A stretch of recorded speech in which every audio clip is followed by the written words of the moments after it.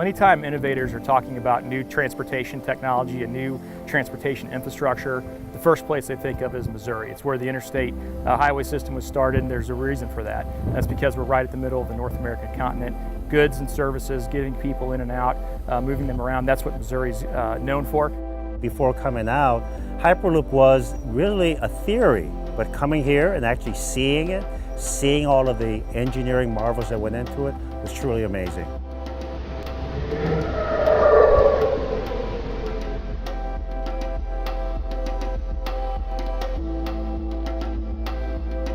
All of the potential to be able to travel at that speed and to traverse the country, it really will bring about great ways of not only travel, but commerce as well. And that the interchange of ideas that are needed by bringing different groups together. There's a transformational opportunity for Missouri to demonstrate to the rest of the United States what the Hyperloop can do. 200 years ago, St. Louis was called the gateway to the West. We put Hyperloop 1 in Missouri, we become the gateway to the world.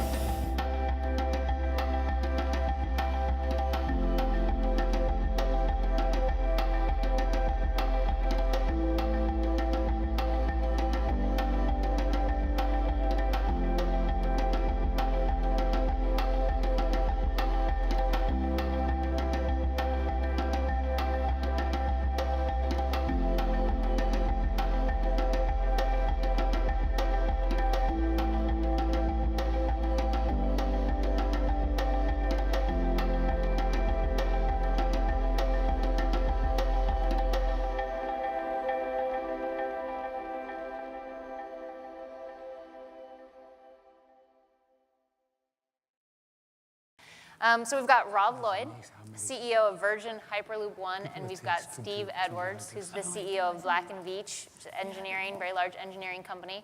And yes, Hyperloop.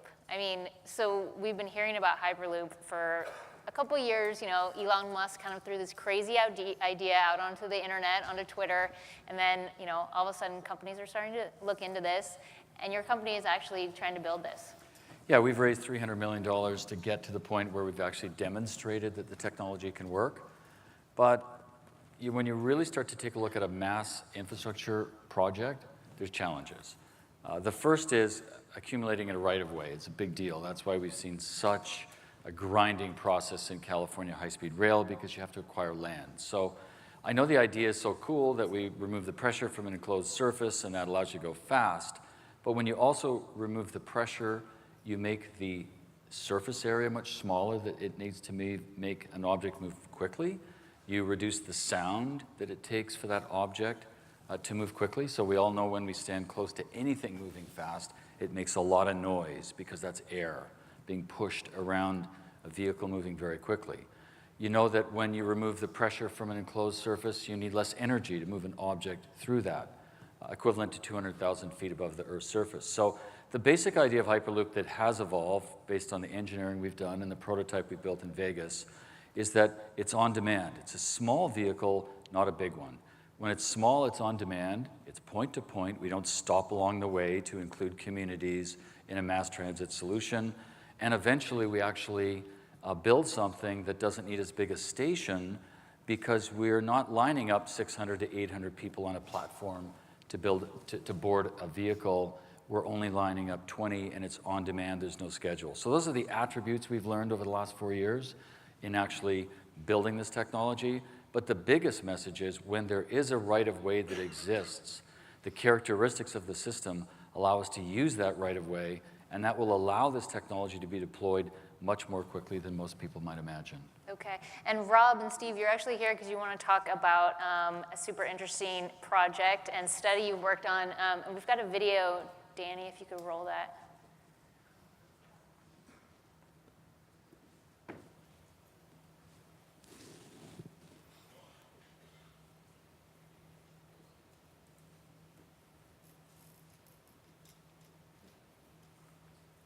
Transportation infrastructure, the first place they think of is Missouri. It's where the interstate highway system was started, and there's a reason for that. That's because we're right at the middle of the North American continent. Goods and services, getting people in and out, moving them around, that's what Missouri's known for. Before coming out, Hyperloop was really a theory, but coming here and actually seeing it, seeing all of the engineering marvels that went into it was truly amazing.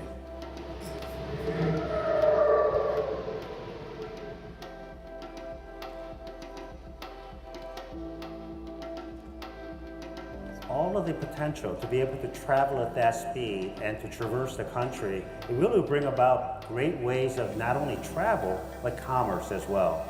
And that interchange of ideas that are needed by bringing different groups together.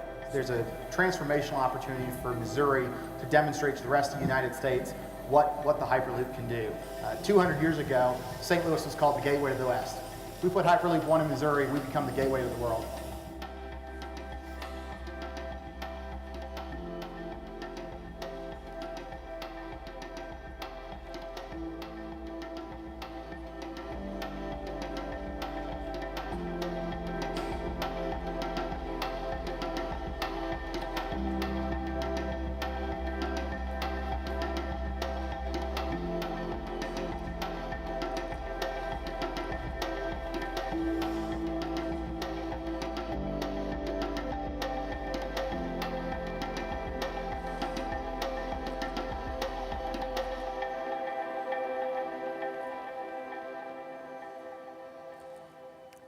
All right, so basically they released a feasibility study that found that the Hyperloop was a feasible project, Right. And it's kind of the first step to go forward. Steve, did you want to talk about the study that Black & Veatch did?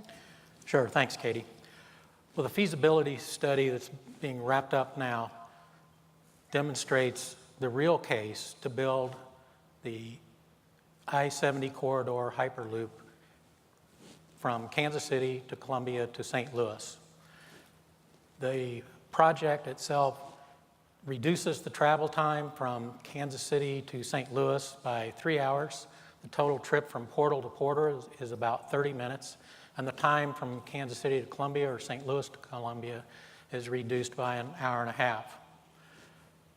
The savings for the people of Missouri and the commerce in the state of Missouri and the surrounding regions indicate that there are tremendous benefits to the entire region and the surrounding states from the Hyperloop project.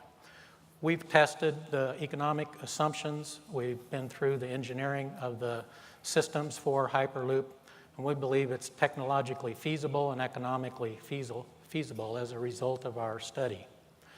The real benefit of the technology is bringing the communities across Missouri together. It shortens the length of time for transit, improves the safety of traveling on the roads, and that time savings is much, much better than any other mode of transportation that's available. So we're excited that the study provides that step forward to move the project to fruition and following steps. Yeah. So Rob, is the Missouri Loop, is that going to be the I-70, is that going to be the first Hyperloop deployment in the U.S.? So the good news is when you saw that route, it's quite straight.